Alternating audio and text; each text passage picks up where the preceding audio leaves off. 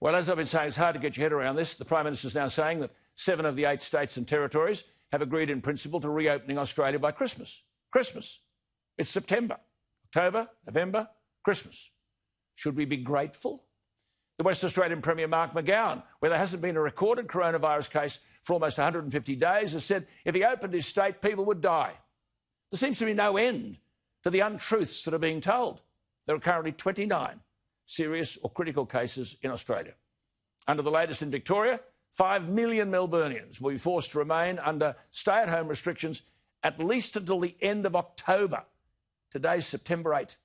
This is the so-called roadmap, and this is based on Melbourne University modelling. Is this the same modelling that told us there'd be up to 150,000 deaths across Australia, that there'd be 36,000 deaths in Victoria? Is this the same modelling that had Australia in February in fear that everyone would be dropping in the streets?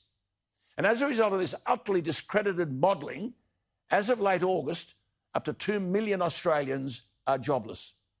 Another 1.3 million are underemployed. Put it all together, and you're talking about 23% of the entire workforce. Of course, it's not the public sector. No. They continue on, 2 million of them. Andrews and co get full pay, as close to 30% of the entire private sector workforce is gone, either jobless or underemployed. And that doesn't include those, I might add, hanging on via the JobKeeper lifeline. Who is going to stand up to this madness? Professor James Allen is the Garrick Professor of Law at the University of Queensland. He joins me and he's saying we need a no-lockdown party. Professor Allen, where on earth are we? Well, I don't know, but that was a splendid introduction, Alan. Superb. I agreed with every word. I guess what I'd add is that you're a bit kind on Prime Minister Morrison. He is running the only country in the world that doesn't let its own citizens leave the country, not counting Cuba and North Korea. So he is in no position to preach about the premiers. Can you imagine? There's no reason we can't leave since you have to quarantine coming back. But I do think we need a new no lockdown party.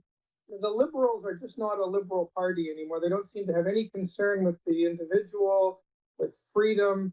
I didn't hear Mr. Morrison going crazy about that Victorian behavior with the pregnant woman. One of the most disgusting things I've seen on a video in ages. You know, the Victorian police, fresh from their splendid work with Lawyer X and George Pell, obviously are now looking for some other heavy-handed activities. But I would have liked Mr. Morrison to be, as you say, to be calling press conferences and explaining to people this is not dangerous for anyone under 60 who and even people over 60 unless they're already very ill. I think I mentioned to you on the phone that American university students have gone back to university in the last month or so, and they have had 11,000 cases of COVID and 0, as in, rhyming with the 5th Roman emperor, 0 cases of hospitalization. So they just get it, and then they get better. Look, I mean, experts are talking about, I'm reading this stuff, 10 to 20-fold increase in mortality in those aged under 60 from lockdowns compared to COVID itself. I mean, the people that are going to die as a result of these lockdowns, Professor Levitt from Stanford University, Nobel Prize winner, what would he know? He said lockdowns are a mistake. Who are we listening to? What are the credentials of this Jeanette Young in Queensland or this bloke Sutton, who was a hippie when he was 19 or 20 years of age? What are their credentials to be dictating our health directions?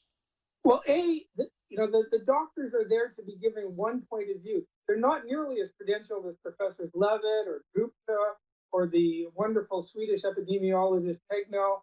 But even so, the balancing between medical concerns and individual freedom and keeping your business and grandmothers going to funerals, that's for the politicians. And these politicians, including the Liberals nationally, they made the wrong call, and I think some of them know it, and they have no idea how to get out.